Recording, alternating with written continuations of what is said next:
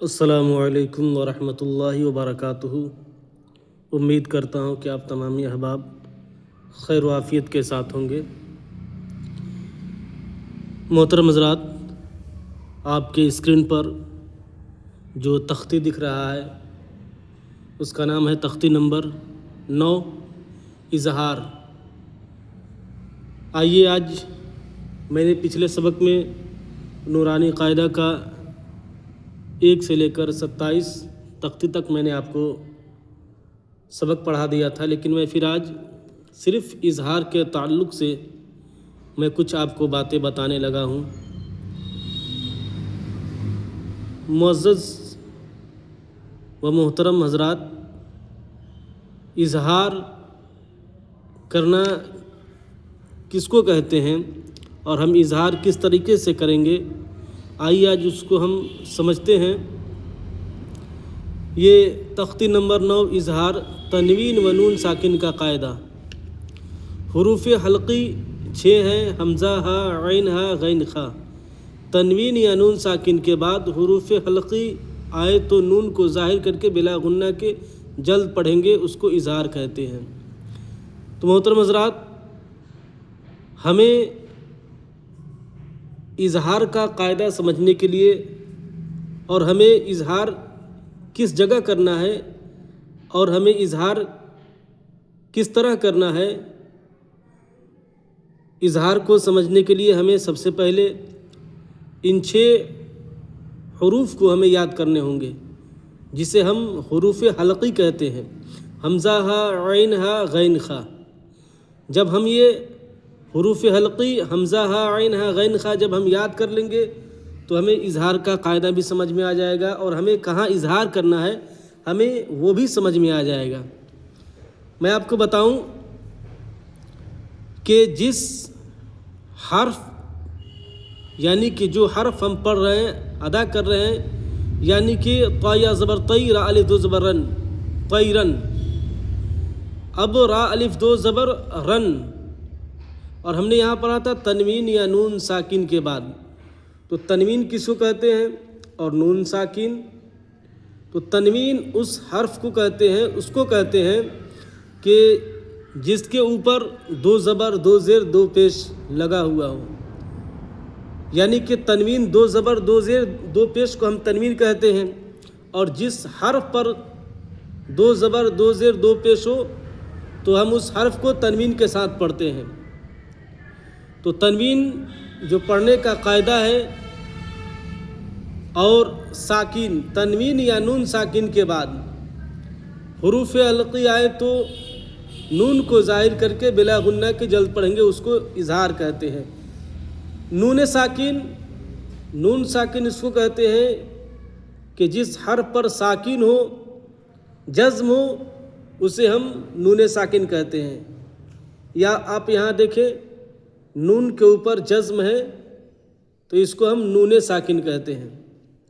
تو تنوین اور نون ساکن کے بعد حروف حلقی آوے تو نون کو ظاہر کر کے بلا غنہ کے پڑھنے کو اظہار کہتے ہیں۔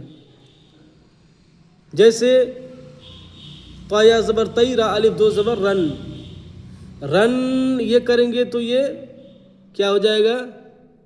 یہ غنہ ہو جائے گا، لیکن ہمیں بلا غنہ کے ساتھ پڑھنا ہے، ہمیں ظاہر کر کے پڑھنا ہے، یعنی کہ نون کو ظاہر کرنا ہے۔ تو اب ہم ظاہر کس طریقے سے کریں گے؟ تو ہم ظاہر کریں گے را الف دو زبر رن، نون الف زبر نا، را دو پیش رن، یہ ظاہر ہوا نا رن۔ اب یہی اگر ہم رن کریں گے تو یہ ظاہر نہیں ہوا، یہ چھپانا ہوا، لیکن ہمیں ظاہر کرنا ہے، اظہار کرنا ہے، تب جا کر کے ہمارا اظہار ہوگا۔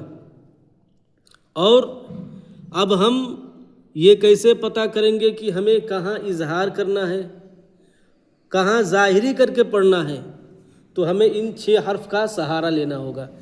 اب ہم دیکھیں گے کہ تنوین کے بعد، یعنی کہ را الف دو زبر رن کے بعد کون سا حرف آ رہا ہے۔ سب سے وہ میٹر رکھتا ہے کہ تنوین کے بعد کون سا حرف آتا ہے اور نون ساکن کے بعد کون سا حرف آتا ہے. یہی اظہار کو سمجھنے کے لیے ہمیں سب سے پہلا کام کرنا ہوگا اور یہ 6 حرف کو ہمیں یاد کرنا ہوگا. تو ہم جیسے ہی را الف دو زبر رن آ رہا ہے تو رن کے بعد کون سا حرف آ رہا ہے ہمیں یہ دیکھنا ہے، تب جا کر ہمیں پتہ چلے گا ہمیں اظہار کس طریقے سے کرنا ہے، اظہار کس حرف پر کرنا ہے. تو را الف دو زبر رن یعنی تنوین کے بعد یہاں پر حمزہ یعنی کہ الف حمزہ آ رہا ہے تو ہم یہاں پر اب اظہار کریں گے طیرن، اس لیے کہ یہ حروف حلقی کا حمزہ یہاں پر موجود ہے، اس لیے ہمیں یہاں اظہار ہی کرنا ہوگا. اگر ہم اظہار یہاں نہیں کریں گے، اس کو ظاہر نہیں کریں گے رن، تو ہمارا یہ قاعدہ یہاں پر غلط ہو جائے گا. تو ہمیں حروف حلقی جیسے ہی یہاں پر حمزہ آ رہا ہے تنوین کے بعد ہمیں سمجھ میں آ گیا کہ تنوین کے بعد اگر یہ 6 حرف میں سے اگر کوئی حرف یہاں آ جا رہا ہے تو ہمیں یہاں ظاہر کر کے پڑھنا ہوگا، اسی کو اظہار کہا جاتا ہے. تو 2 زبر یعنی کہ تنوین کے بعد کون سا حرف آ رہا ہے، یہ 6 حرف میں سے ہم چیک کر رہے ہیں تو یہاں پر حمزہ آ رہا ہے، اس لیے یہاں پر ہم یہاں ظاہر کر کے پڑھیں گے. اب آگے چلتے ہیں. یہاں پر بھی تنوین آ رہا ہے 2 پیش. اب 2 پیش آ رہا ہے را 2 پیش رن. اب را 2 پیش رن کے بعد یہاں پر کون حرف آ رہا ہے، تو ہم دیکھ رہے ہیں کہ یہاں پر حروف حلقی کا ہا آ رہا ہے. حروف حلقی کا ہا یہاں پر تنوین کے بعد موجود ہے. تو اب ہم یہاں پر اظہار کس طریقے سے کریں گے، تو ہمیں اظہار کرنا ہے را 2 پیش رن. یہ ہوا نون کو ظاہر کر کے پڑھنا، را 2 پیش رن، اسی کو اظہار کہا جاتا ہے. نارن نارن حامیہ حامیتن نارن، تنوین کے بعد ہا آ گیا. اب یہاں دیکھتے ہیں نون ساکین.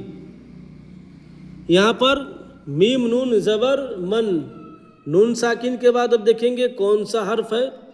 یہاں کہا ہے نا کہ تنوین یا نون ساکین کے بعد حروف حلقی آئے تو نون ساکین کے بعد حروف حلقی کا یا یہ خا آ رہا ہے، یہ بھی حروف حلقی ہے، تو یہاں پر بھی ہمیں اظہار کرنا ہوگا. تو یہاں پر اظہار ہم کس طریقے سے کریں گے، تو ہمیں اظہار کرنا ہے یہاں پر لام زیر لی میم نون زبر من لیمن، خا زبر خا شین زیر شی یا زبر یا لیمن خشیہ.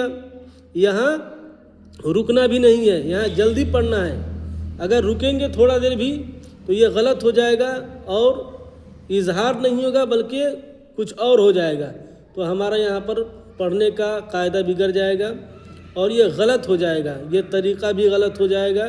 تو ہمیں اظہار کا قاعدہ سمجھنے کے لیے، پڑھنے کے لیے ہمیں سب سے ضروری یہ ہے کہ ہمیں یہ 6 حرف کو یاد کرنا ہوگا، تب جا کر کے ہم اظہار کو سمجھ پائیں گے، اظہار کو پڑھ پائیں گے.